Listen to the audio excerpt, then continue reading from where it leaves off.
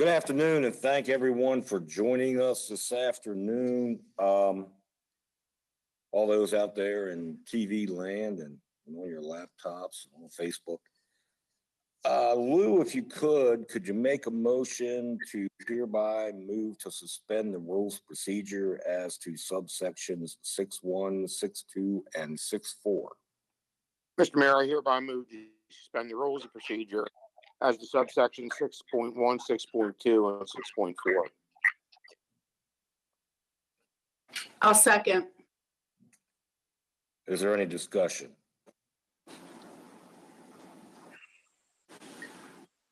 All in favor? Aye. Aye. Aye. All right, it's unanimous, motion carried.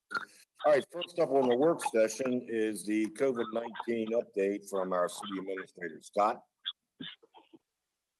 Thank you, Mayor. Just have a couple of things. I'd like everybody to notice after dark, we have lit the clock tower up in blue lighting in honor of our first responders, our nurses, our doctors, everyone on the front line during this pandemic. So I hope everybody will recognize that, and as they look at the clock tower, keep those folks in your thoughts. We'll be meeting over the next week to discuss our May activities, and as well as our early summer activities. That would include the pool operations, the golf course, and several of our events. So you'll hear more about that over the next couple of weeks. The mayor and I had a good discussion with Delegate Quarterman and Senator Serafini today, just trying to get a lay of the land as far as what their knowledge is from the state perspective, and then provide them some feedback as far as we were concerned, as far as funding, whether it be state or federal funding, and some concerns we had, and they've already gotten back to us on a couple of those. I'll be putting an email together for everybody to fill them in on that discussion. We'll be also having a discussion this week with staff on how we are going to deal with payments to the city after the utility moratorium is lifted. We've had some concerns expressed about balloon payments that may come due. Obviously, we are not going to require balloon payments on past bills. I'm fairly sure that the PSC will do what they did back in the blizzard of whatever year that was, a few years ago, where they will set forth the requirement of payment plans. We would do payment plans anyway, but we'll just see if there's any specific guidelines to get to that. But we're going to meet and brainstorm a little bit on that this week as well. Also, you all should have seen the press release and subsequent newspaper article on the virtual inspections that PCAD is doing. Those have turned out very well, and I think has been one of those instances where this crisis has developed into an opportunity and an enhancement to our city services. So I commend PCAD and everybody that worked on that and getting that program together. I will also be sending out to each of you information related to citizen comments and how we're going to deal with public hearings. We met with staff yesterday to discuss public hearing process. PCAD is putting a process together on that. And then I've also got some thoughts on citizen comments that I passed by the mayor today, and then I'll get out to you all. And we've got a couple weeks to deal with that until the regular session pops up. But I'll have that information out to you then. And that's it for me, unless any of you have any questions for me on these specific issues.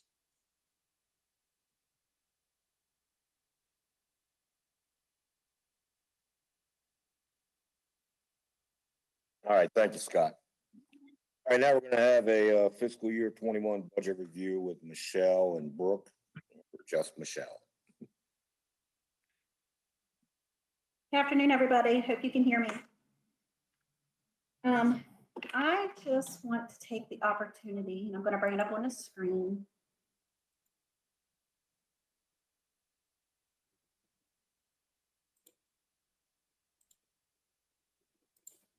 Can you see that?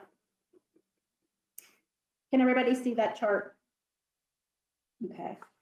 So we talked a Yes. little bit last week about the fiscal year 21 budget and the big differences between our normal budget review process and where we are currently situated in the state of the economy in the nation and the city and the state. And quite honestly, I would just like to reiterate and thank everybody for being willing to forego the traditional review process of everything that was in our budget book. The budget book itself, the document is good. It's still a very good foundation.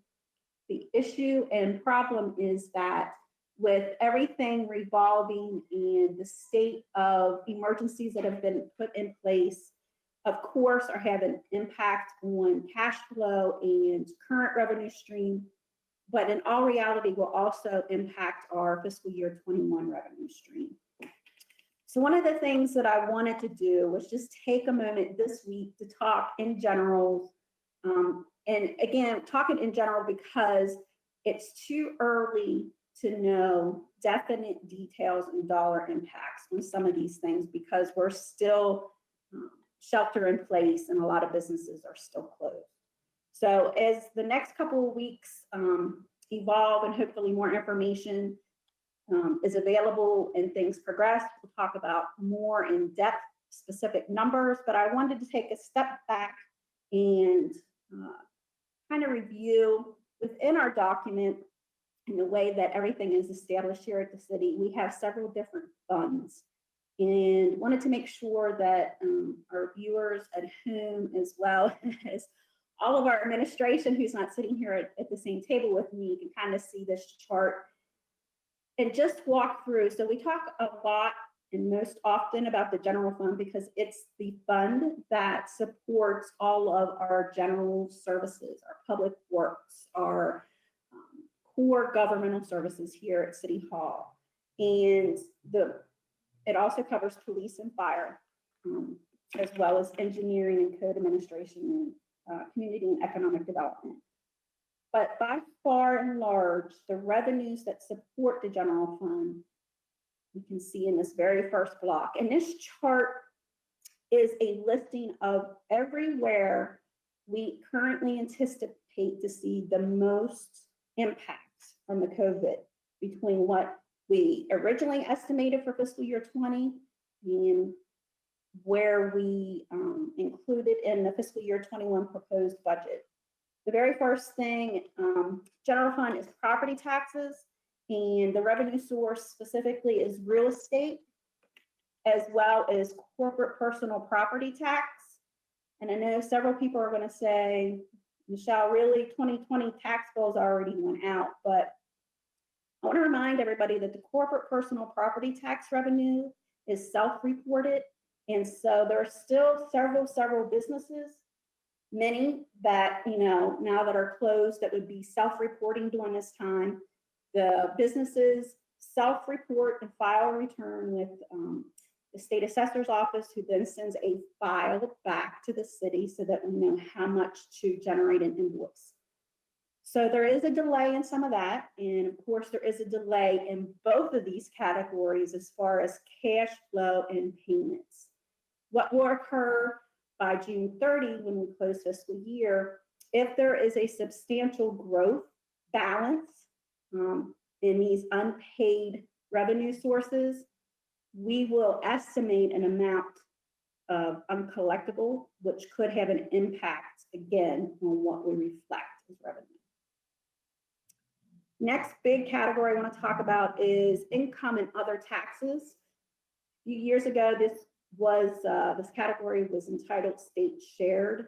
The name was changed because of GASB regulations, but predominantly everything in this category just literally means the money either goes directly to the state and or the county and then flows back to the city, that we are not in control of any of these funding sources.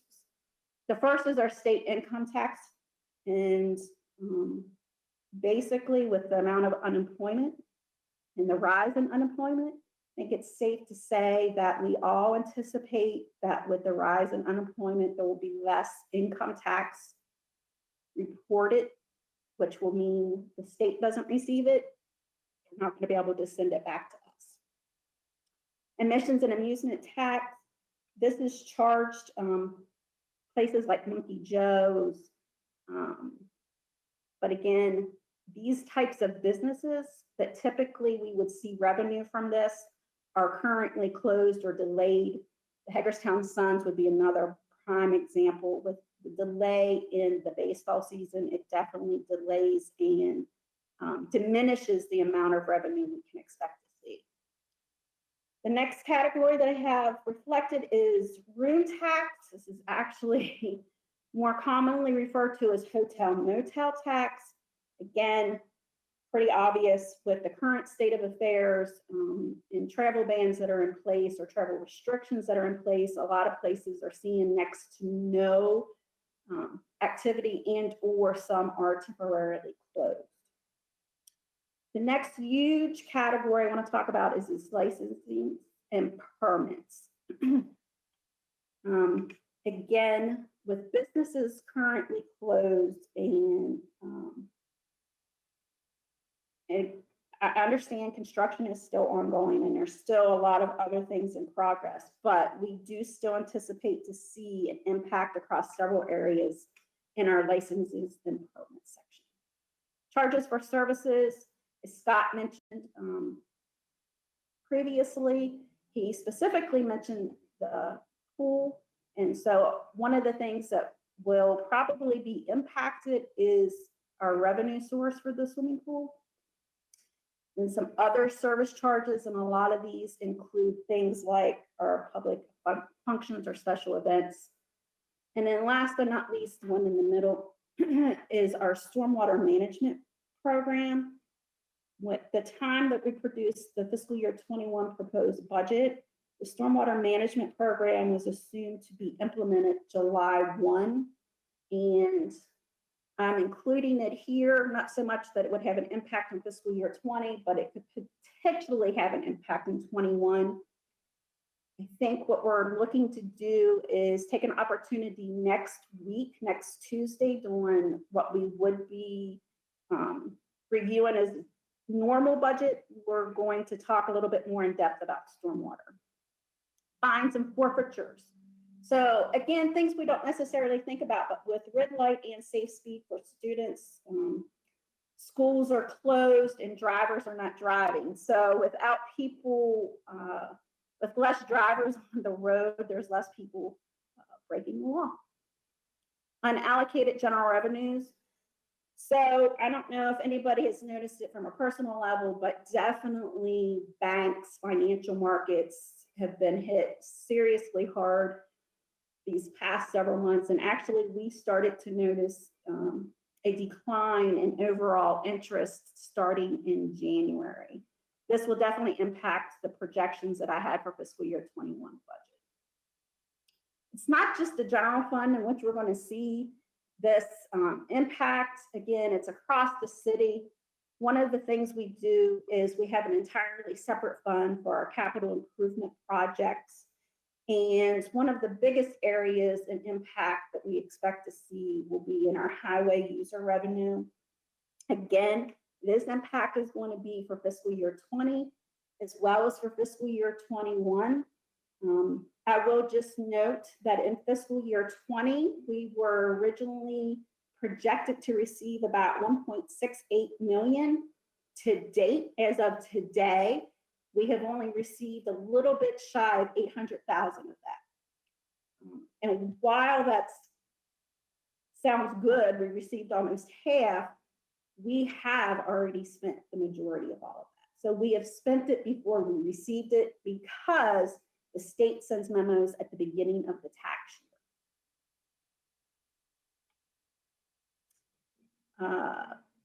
Our utility funds, excuse me, will also feel an impact. So the electric, water, wastewater fund, a lot of areas there between interests on investments as well as benefit charges, which are charged with development activities that occur. And last but not least, in other revenue sources. Primarily, we're already seeing it right now in late fees. But again, across all three of those areas, we have also seen a decline in the cash flow, meaning some of the balances on these accounts are growing larger. So as of June 30, we will probably be looking to have slightly higher estimates for uncollectible balances. The parking fund itself is pretty much unilaterally in all revenue sources. Just to give a little bit of background, typically in the parking fund, from a cash and revenue perspective, we average about $85,000 a month. And we have made all of our parking free, and it has been that way for several weeks. So the longer that this continues, the more direct impact that will have. And the same with the golf fund or the golf course. You look in the budget book and you see the breakdown in the detail, there's a lot of revenue, individual revenue sources. But again, if the golf course itself is closed, the revenue, of course, is not occurring.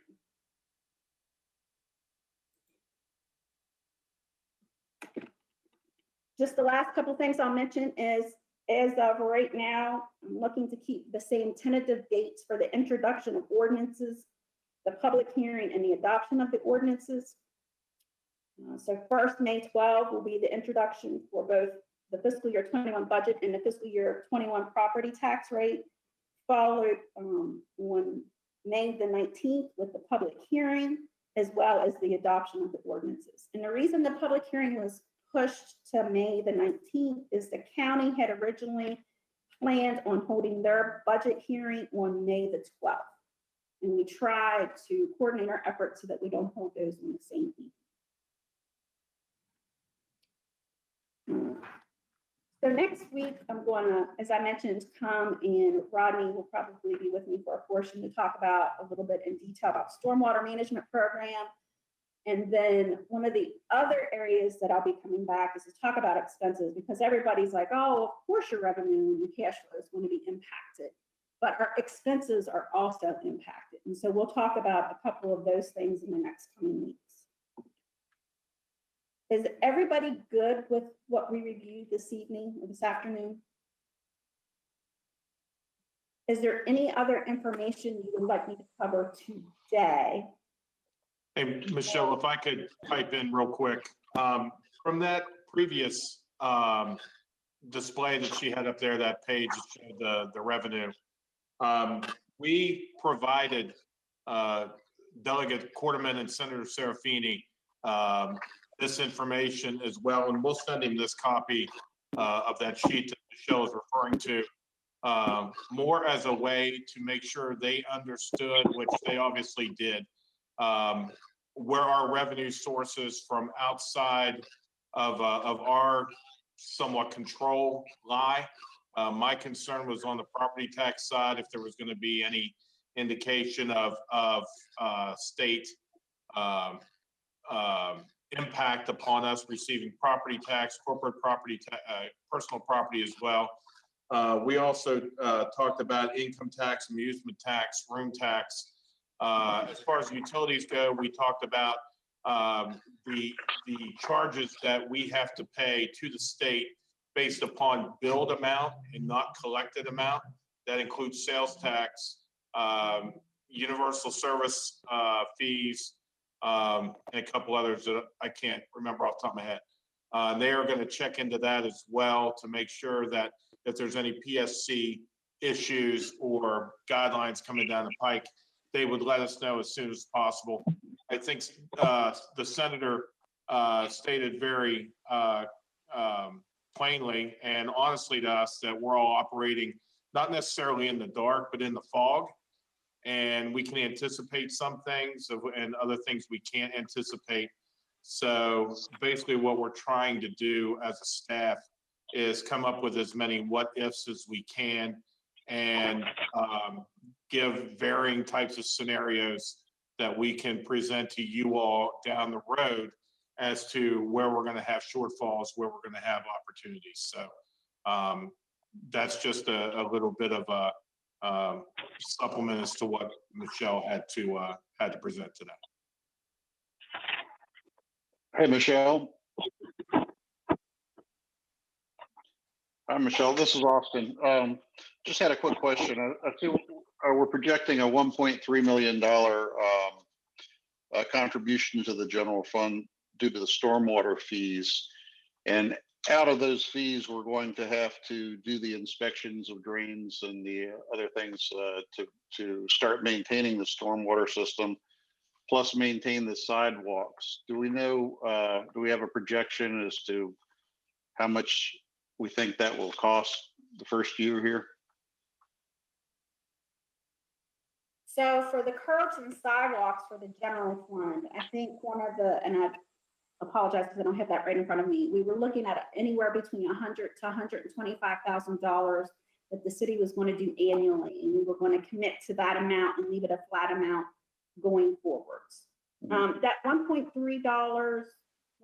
million in revenue that is reflected in the general fund is simply there as the offset because I have a direct $1.3 million in operating expenses reflected in the general fund. Okay. And again, we're gonna walk through some of that next week, but if that program is effective July 1, then we're anticipating all those expenses would be at 1.3.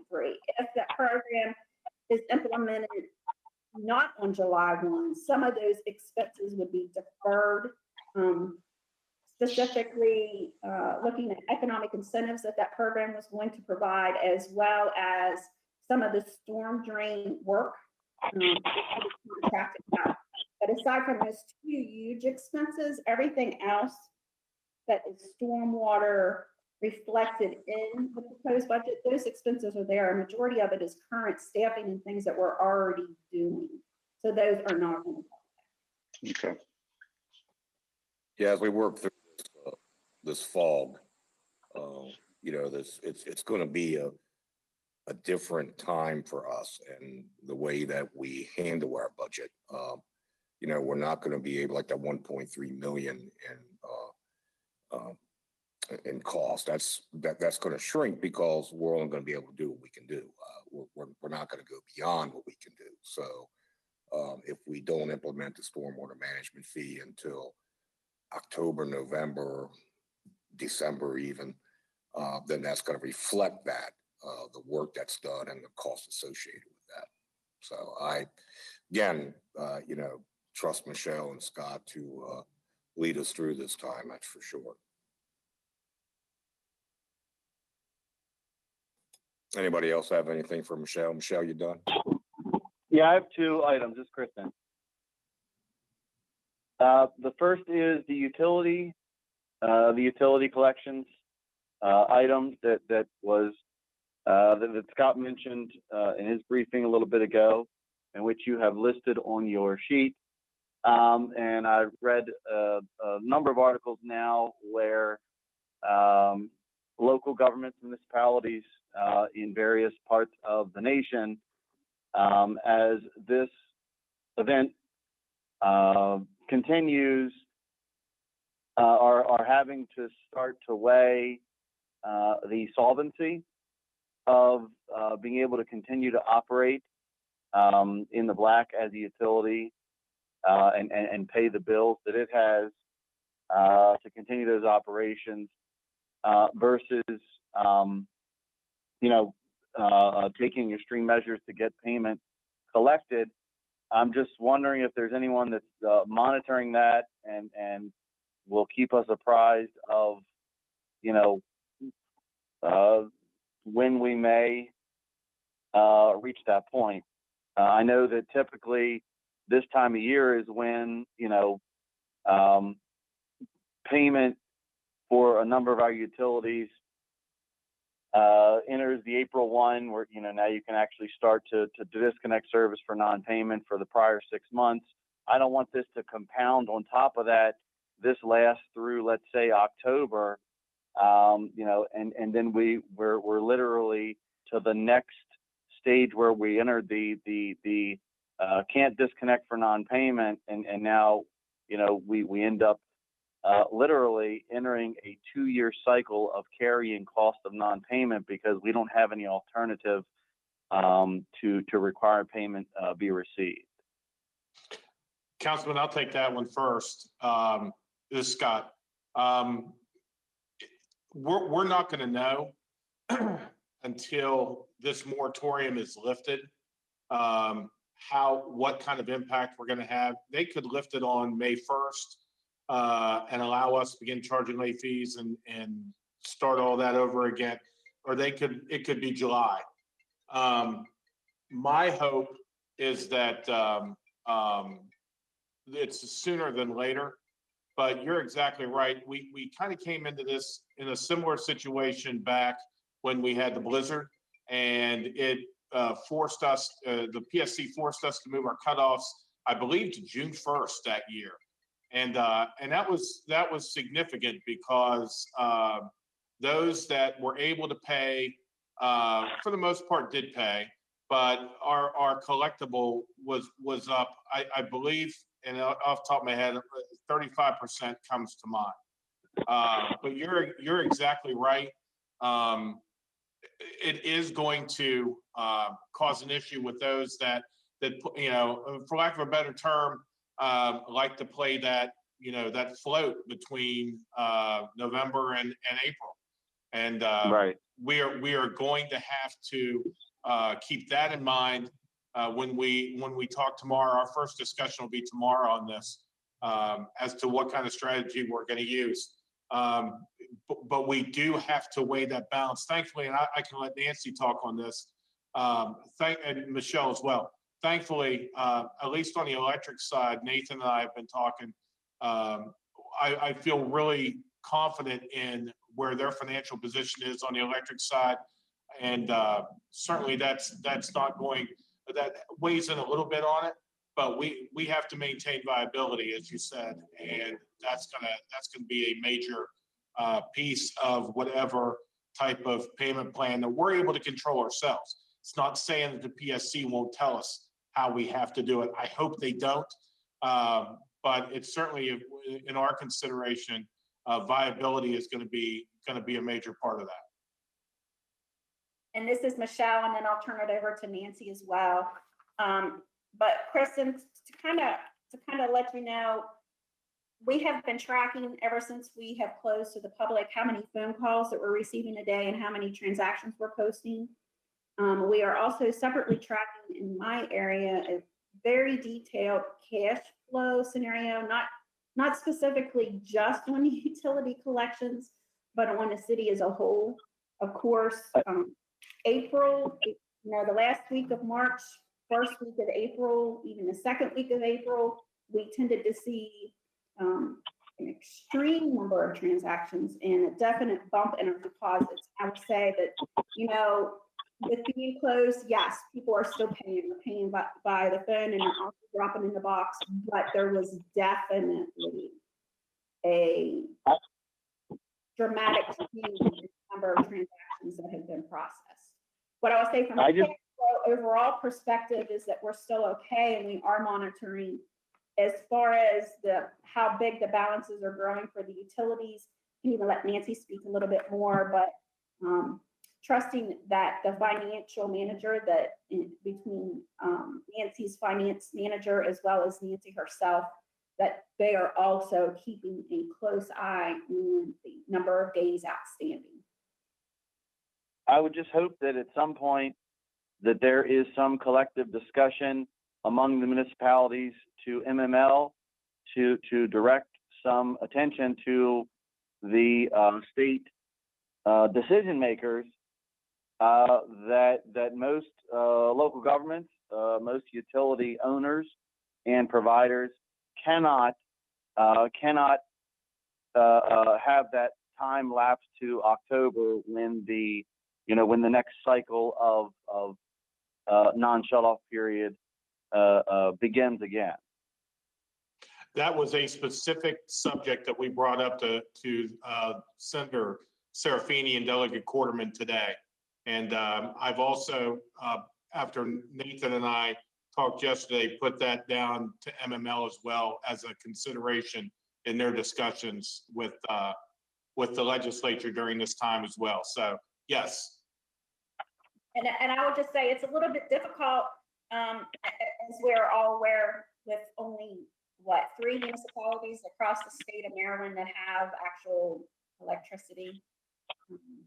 It becomes harder for us, and I would say just from a city of Hagerstown perspective, I kind of shared that, not frustration, but I certainly shared that in an email with both Scott and the mayor earlier today, that there's been a lot of very good federal stimulus information and grants that have come through, and there's been a lot on the state side. However, the majority of all of that is not impacting the city of Hagerstown specifically in a positive manner to this point. So again, we are all hoping, and as Scott mentioned, he passed that through MML. It's just sometimes there's strength in the number of voices, but with the city of Hagerstown being one of the very few on the light side, I'm not sure how strong they'll hear that part of our voice in comparison to some of the other items, but we're watching. All right. From the utilities perspective, we actually had our first meeting today, and it included the department managers as well as all the superintendents, assistant superintendent, foremans, looking at our financial position for each of the 3 utilities. We've begun the process of prioritizing what has to be done now, what can be deferred, how long it can be deferred, and also looking at what we think the percentage decrease in revenues will be, looking at actual billed revenues, and also looking at, if you will, the delinquencies. So our goal is to try to be super vigilant during this last quarter of 20 and carry that into FY21, so that we can, to the extent possible, avoid any major issues. I will tell you, my biggest concern is the wastewater fund, as far as cash position, and the Synagro project, and we'll talk more about that next week. The other 2 funds are, look much, much better. Kind of like Michelle and Scott were discussing on the water and wastewater utility, it's a lien on the property, if you will. So most of that we will eventually collect. Some of it will be uncollectible. There is potential for some bankruptcies, but it's just, we don't know how long it'll be delayed. On the electric side, that, from a collection standpoint, of course, that's a completely different concern because it's not attached to the property. But we actually started our conversations today and they're centered around, financial management and looking at what we need to do. We recognize too that 85+% of our budget, line items in our budget are fixed. They're associated with personnel, insurance, utilities, chemicals. So we're going to have to be very strategic moving forward.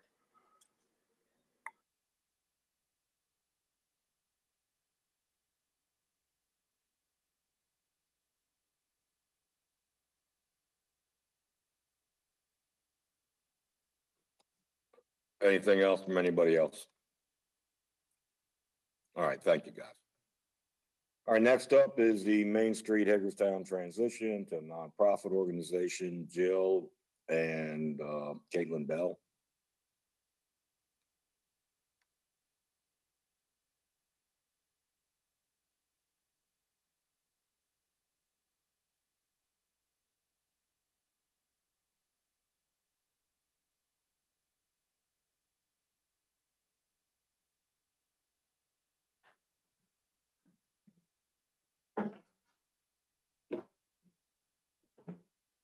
Okay, good evening, and we're here to continue momentum on a topic that was scheduled for February of the transition of the Main Street program to a nonprofit organization. So the Main Street program has been in the Department of Community and Economic Development as one of our programs since spring of 2015. We've had numerous accomplishments over the 5-year period. We had a February 4th work session where we reviewed many of those accomplishments. So really can say that this program has performed as expected to date. We want to respond to interest in the community and also to further evolve the program. So we're recommending consideration of transitioning the program to a nonprofit organization. And I included a draft outline of what that type of transition might look like.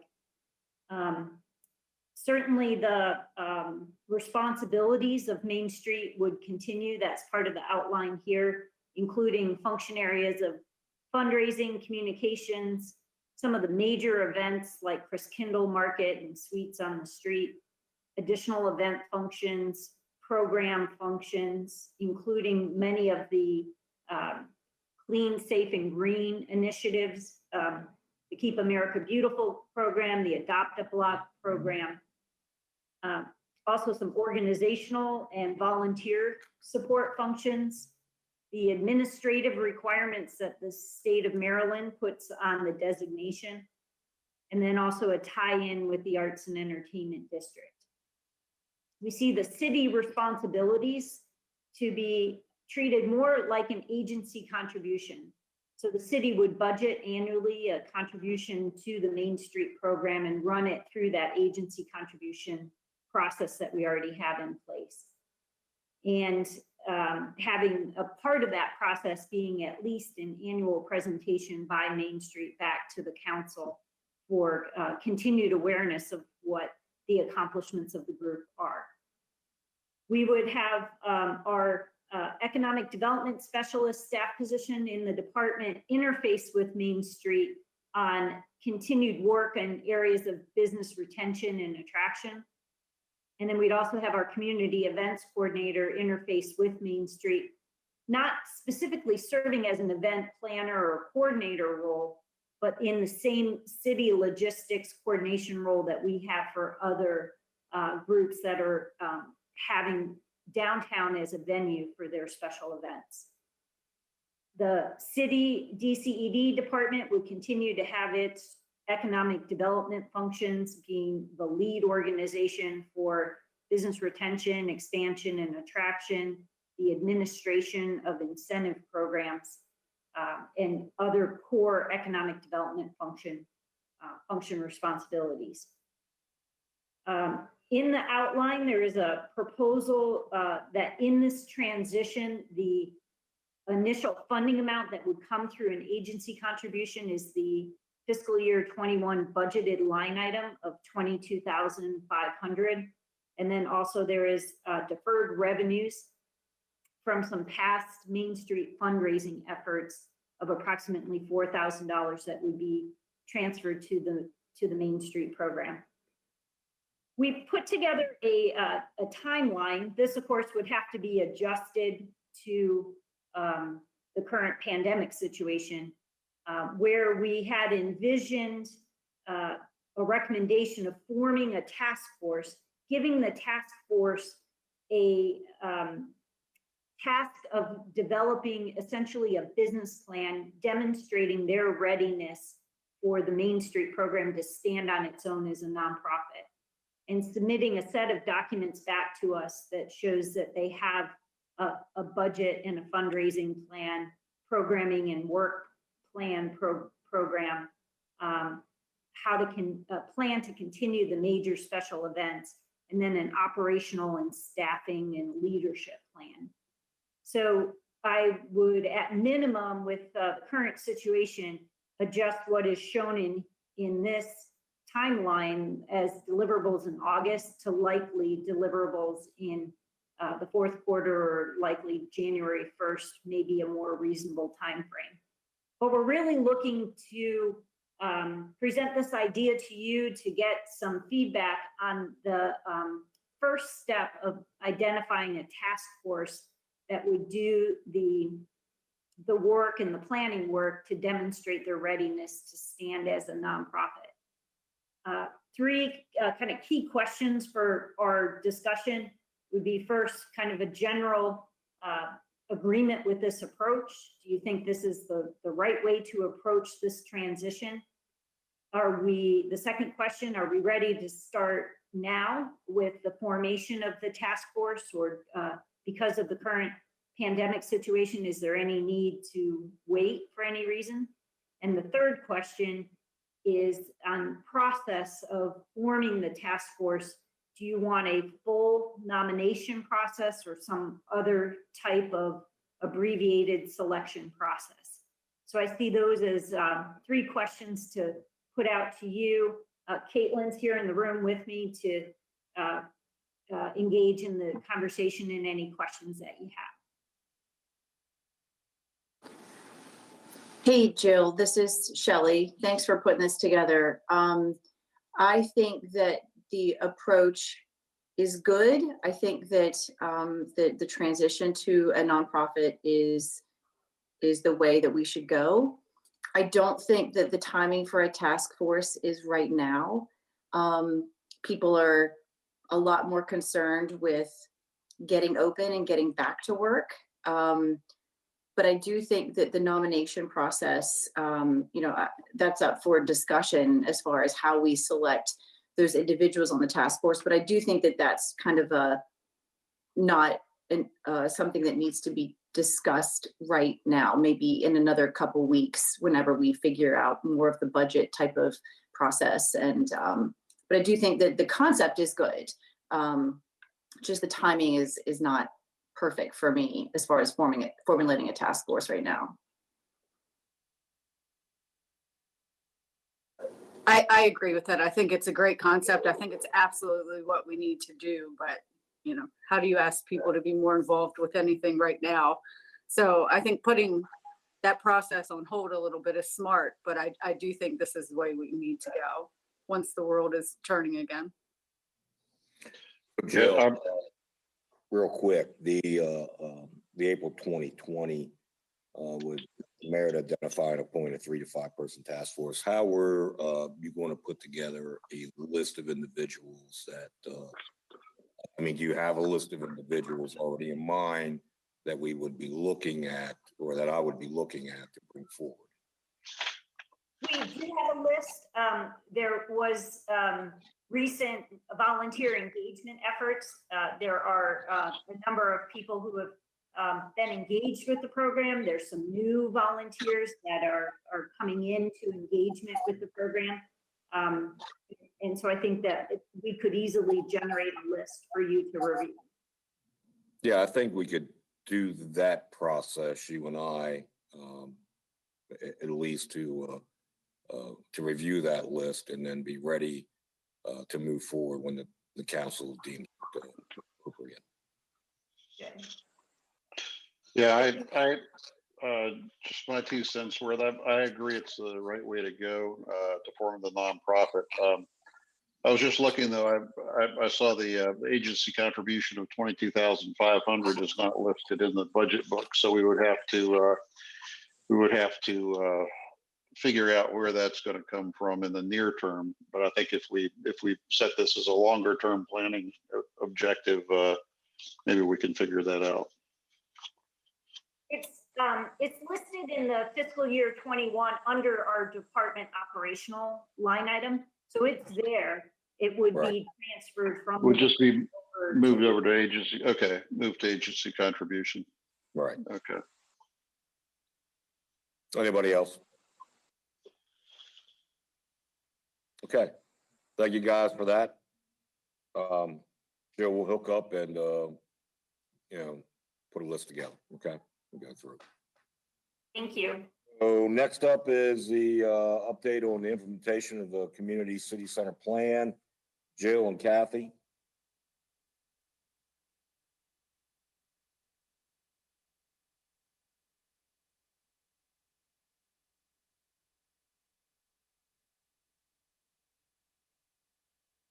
Good afternoon. It's that time of year again. Every year, Jill and I are here to provide a year-end report on all the activity that's occurred to implement the Community City Center Plan. As you may recall, in 2014, we worked with urban partners to create a roadmap for investment in the downtown to really spark a lot of activity, especially on the private side, but some public projects to spark that activity. And so it's a 10-year roadmap with 8 catalytic projects to spur development, anticipating $125 million in investment with over the 10 years, with 75% being from the private sector. So today we're just going to hit the highlights of the 2019 year-end report. Anyone who's interested in seeing the full report can see it online.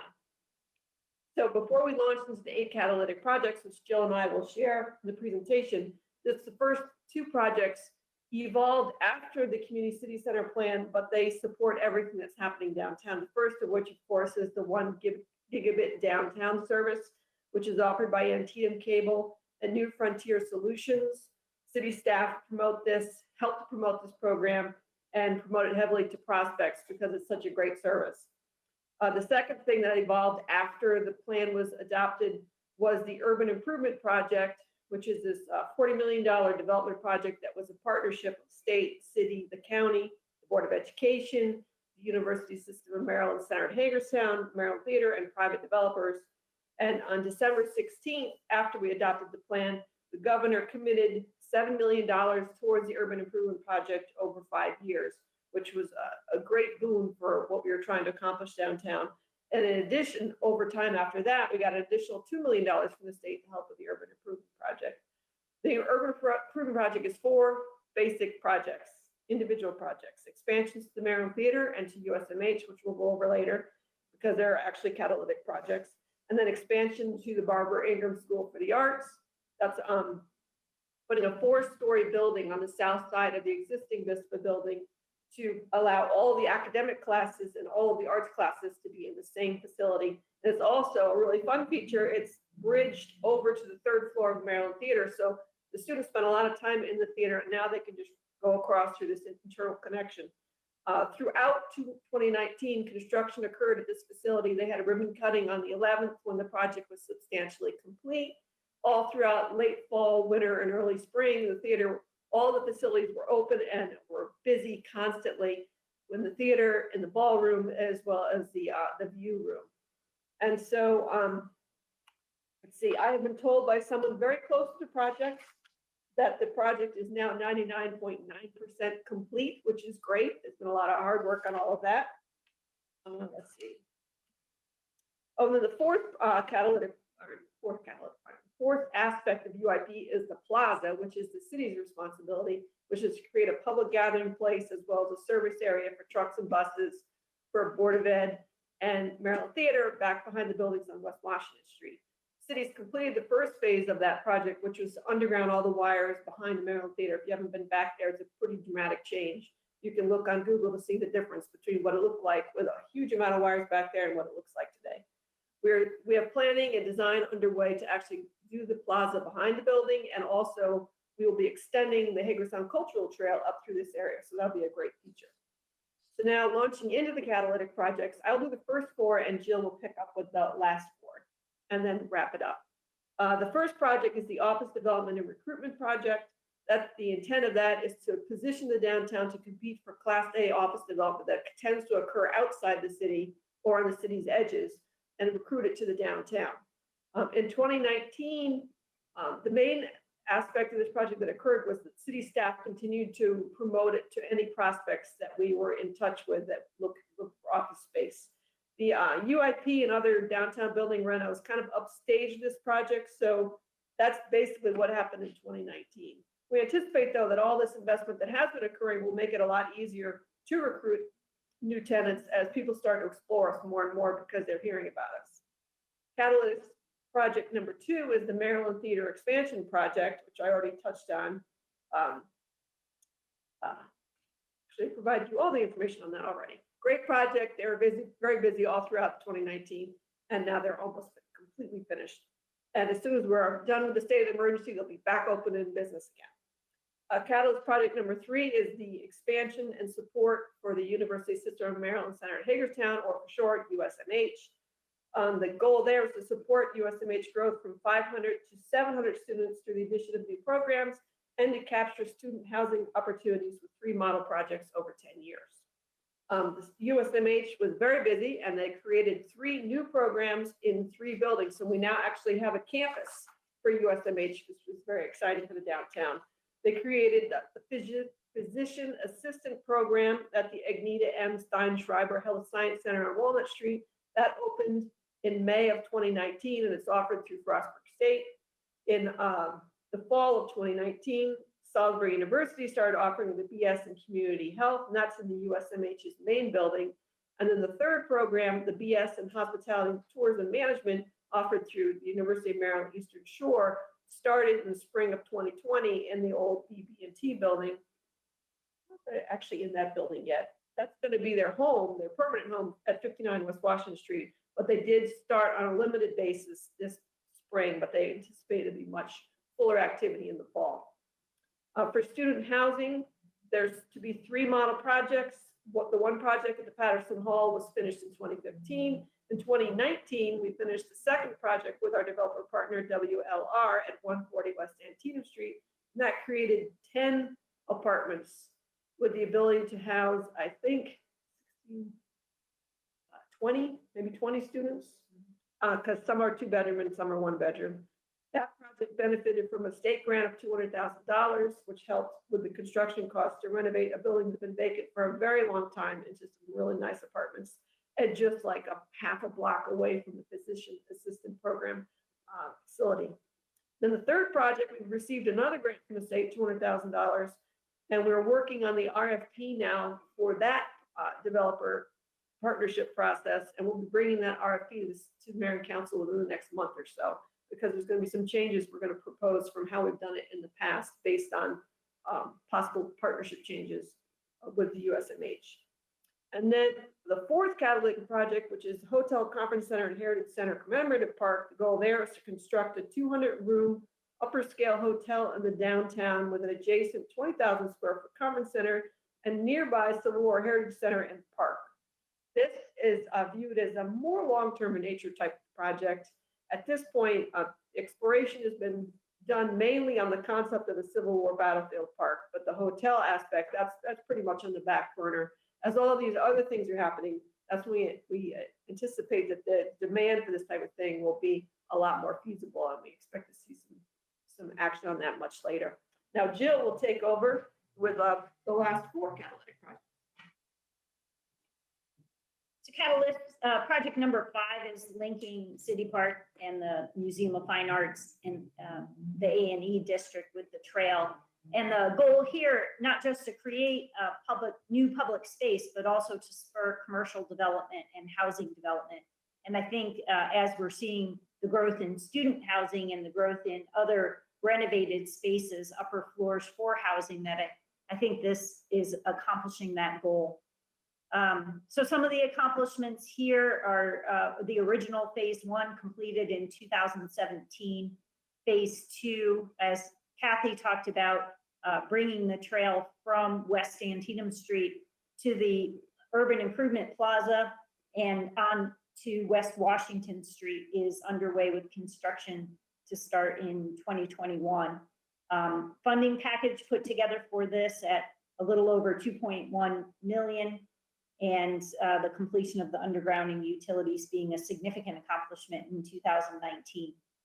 Many of the attractions on the trail include the water feature, butterfly garden, historical markers, geocaching activities, and then 8 significant art installations completed, including the mural of unusual size, pod, This Little Light of Mine, Hands on the Trail, and the continued work in 2020 and beyond of additional art installations, including Moeller's Sustained Wind sculpture, south of Baltimore Street.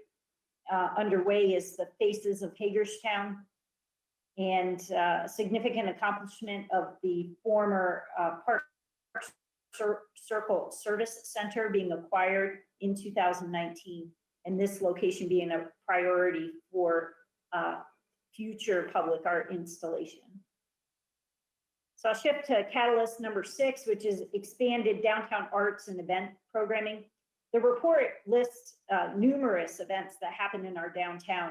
So it's nearly 30 events that happen on an annual basis, including some new events in 2019 of Over the Edge, USMH Spirit Run 5K, the introduction of Imagine Hagerstown, the second year of USA Cycling, and then continuation of many of our standard events that happen in our downtown area, like the Maryland International Film Festival, Thunder in the Square, Shakespeare in the Park, Hagerstown Hopes Pride event, August-toberfest. The list really goes on. Donut drop on New Year's Eve. We added in 2019 a Music on the Square series, which included more smaller ensemble musicians playing at either lunchtime or at the end of the day for business after hours.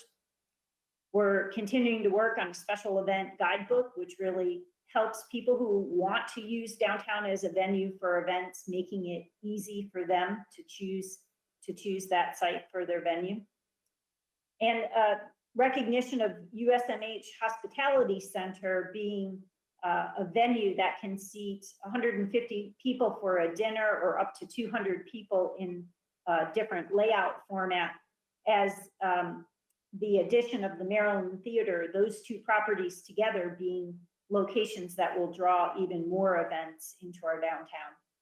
The engine room contributes to this Catalyst goal as a gathering place for repeated exhibits that happen on a monthly basis.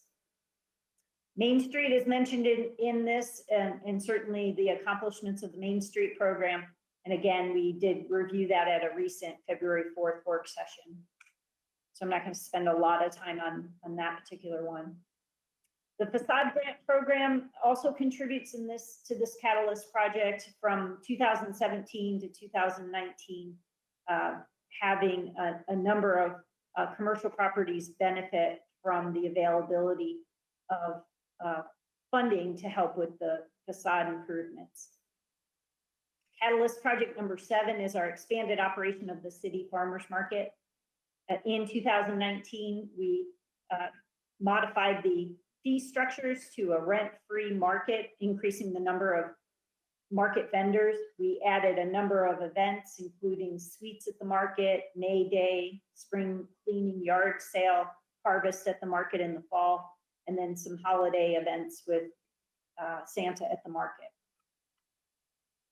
As we look to Catalyst project number 8, is our expanded and targeted home ownership support. There's really 4 areas of this that continue work over the years of the 10-year plan. The rental registration program, as of May of 2019, there were a little over 3,800 structures and over 9,600 units that received notices to register.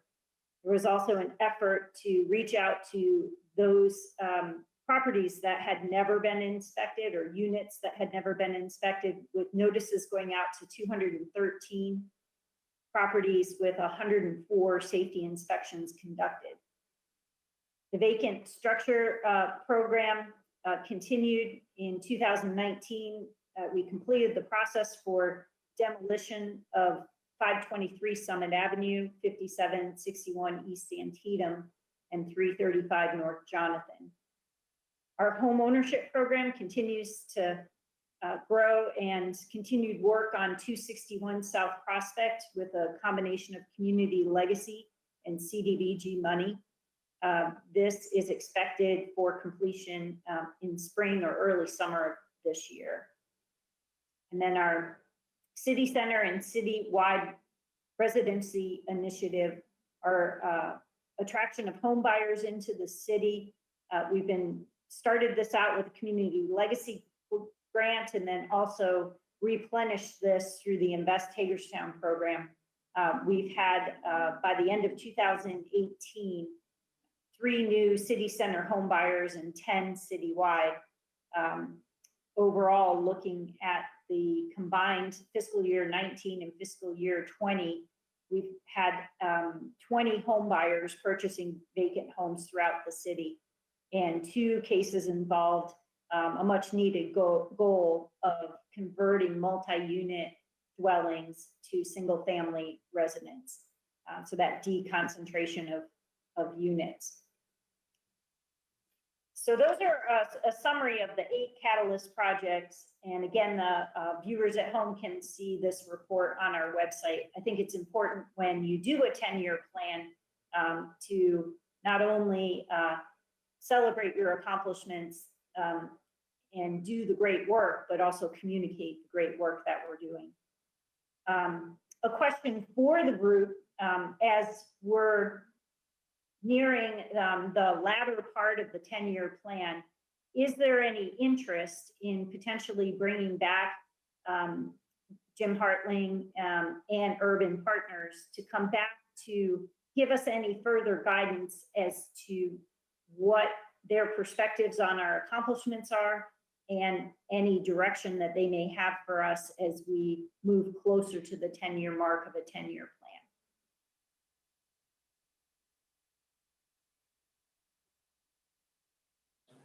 I mean, depending on budget, I would think that that's a good idea. I mean, we took what they said and we've been running with it and following it.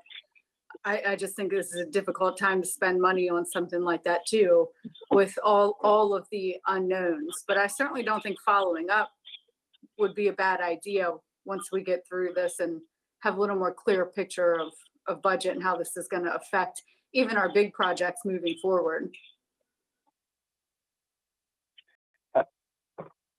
I guess for me, this is Kristen, I'm curious what the purpose of that would be. I mean, we hired a consultant, we received an analysis, we've moved forward with the recommendations. I'm just trying to understand what the specific purpose would be in paying somebody to come back. Maybe some of my concern would be, that it opens that door of the public chagrin of second guessing and I don't know, dispersing the directives. I think it's suggesting it. The purpose would be is when we get to the 10-year mark to always operate with a strategic direction. So, and maybe the timing isn't right now, but to begin to think about at the expiration of a 10-year plan, what is the guiding document for the next 5 years or the next 10 years for our downtown, whether it's done through Urban Partners or done in another method, to make sure that our continued efforts for the redevelopment of downtown is guided by a strategic direction. I guess for me, I would want the impetus for that type of effort to reflect one of okay, we made it to point X. Now we're working to develop, a new plan to make it to point Y. I don't want it to be done in a manner to simply bring Urban Partners back in a manner to say, reflectively, how do we do? For me, I don't, and I'm just one person. I don't really have any great interest in this sort of, looking back, how did we do, as much as I'd rather pay somebody to say, okay, here's where we are. What are the objectives for the next 10 years? So, I agree with you 100% that it's a. I agree with that too. This is Shelley. I agree, Kristen. I think that's probably what Emily was alluding to. I think. No, I don't want a report card. I want a plan for moving forward for sure. Right. I'm sure we can find some other plans up at Rodney's office to dust off, like we did with the Urban Partners plan. And an amphitheater. Could be. Right along Antietam Creek, we'll go back to the strategic plan from 2010. Anyway, Jill, thank you very much. Appreciate it. Thank you. Appreciate the opportunity. All right, city administrator comments. Okay, just a couple things, Mayor. First of all, if any of you have ventured up into the north end, past the Medal of Honor Triangle, you will see a dramatically improved and quite impressive Medal of Honor Triangle If you go through there at night, especially, you'll see the sign lit up, and I really think that it lends tremendously to the benefit of that area and pays nice honor to our Medal of Honor recipient from that community. So good job to our contractor and our engineering parks group for putting that together. Also, we'll be reconnecting next week on our chronic tech sale parcel process. We're going to have our group that gets together that addresses homelessness needs and talk with them about some of our prime properties we think might go a long way towards helping that population out. One thing I would like to do each week as we talk about some of these things that may be a little bit on the less than positive side, what we're trying to do here is look for, as Councilman Abshire says, we are trying to look forward through this mess and find the opportunity and find the bright spots that we can expand upon and recognize the negatives, recognize the challenges, but try to build upon those and make them positive.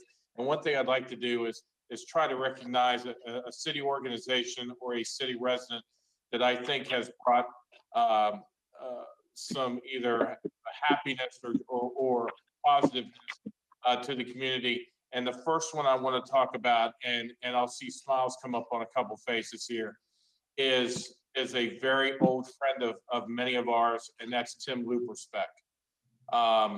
I got to tell you, when it comes to Friday, all of us are pretty spent in dealing with the day-to-day stuff that we do. And what Timmy has done through his alter ego DJ sidekick is provide a lot of city residents and county and multi-area residents 2 evenings of forgetting what we've gone through in the last week or 2 weeks, and gets us up dancing a little bit, singing a little bit, and just having a good time. He does it on Facebook.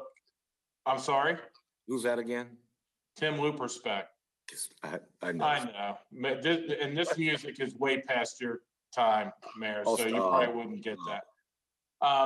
But maybe he'll do a 50s. Maybe he'll do a 50s night one night. That'd be great. Yeah, it would actually. He'd find a way to make it great. So I just want to say thank you to Timmy, and if you have a chance on Friday and Saturday evenings to listen to him, it'll put a smile on your face. And each week I'd at least like to bring, and there'll be plenty. Hopefully we'll run out of weeks before I run out of people, and I know I will.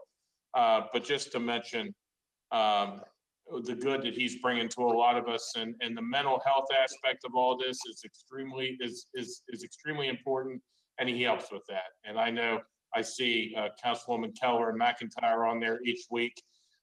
Thankfully, we don't do the Zoom thing for that, because I know they dance along with us in the Nice Winter House when it comes time for DJ Sidekick to come on. And it's also nice to see Mayor Burhans getting the exposure that he has long deserved with that picture in the Burhans room. Yes, it is. Yes. That's all for me, Mayor. Thank you. Thank you. Shelley? Scott, you did a great job of summing it all up. So I don't have anything to add except for if you have not listened to Tim, it really does end the week very well. And as much as he may think that it's good and healthy for him, I hope that he feels as much community love as I anticipate. So it's great. I also think that Mayor Burhans would never believe that this was like a virtual council meeting. Like, he would be shocked. Glad to see that everybody's safe and healthy. Austin? Nothing tonight. I think we're making good progress with these remote meetings. This was much better, and I think we got it down now. So that's great. Good. Kristen? Just echo Alston's comments about the virtual meeting. They seem to be working good. Thank you. Lou? Thank you. I would echo everybody's comments, especially Scott's about the Medal of Honor triangle. It's absolutely wonderful. Nicer than even I expected. Congratulations to everyone and be safe. Thank you. Thank you. So I feel kind of bad because Scott, that was very positive, and I couldn't agree more with Tim. But I got a report today in my email, and I feel obligated to bring it up real fast. You know, we're in the midst of a global pandemic, but unfortunately, our country is still also facing another epidemic, the opioid epidemic, which I know I've been relentless in talking about. I got some updated numbers today with Washington County through last week, and there have been 141 total overdoses, 23 of them fatal. Heroin and fentanyl related, there's been 107 overdoses, 20 fatal. That's in Washington County. That's a 19% death rate. That is incredibly high and incredibly scary. It means that there's some really strong drugs out there, or people are using more than normal, who knows. This is a pretty scary time for all of us that don't have substance use disorders, those of us that aren't suffering from mental health issues. So I can only imagine how very alone and scared people feel that are struggling. I know families feel desperate because we're all kind of locked in the house and we don't know what to do. So I just wanted to send a reminder out. There's information on the health department's page, Washington Goes Purple page, my own page. Actually 9 pages of resources that are still available during the COVID-19 epidemic. If you're struggling, if your friend is struggling, if your family member is struggling, you're not alone. There are still virtual meetings going on. There are still rehabs accepting patients. And I just want to send a reminder that your life is worth it, because people care, I care, and we just all need to come together right now. So I know there's a lot of attention on the sickness, a lot of the scaredness, but there are still resources available. If you need help, please reach out. Thank you. A couple of real quick things. I've been by, I was by the Medal of Honor Triangle a couple times while I was undergoing this transformation, and the orange fence around it didn't do it justice. And then when it was taken down and what appeared there magically, it seemed like it's just fantastic. So thank you to all those individuals, Rodney and everyone who was involved. Looks like North Point is moving forward out on Vasel Boulevard, doing a lot of land clearing, and we look forward to that too. Right next week. And along Emily's line, I hate to be the downer, but we had our second COVID death in Washington County today, a senior citizen, and for that much, we're very heartbroken. So everyone, stay safe out there. Wash your hands, keep your social distancing, and we'll see you next Tuesday. Thanks.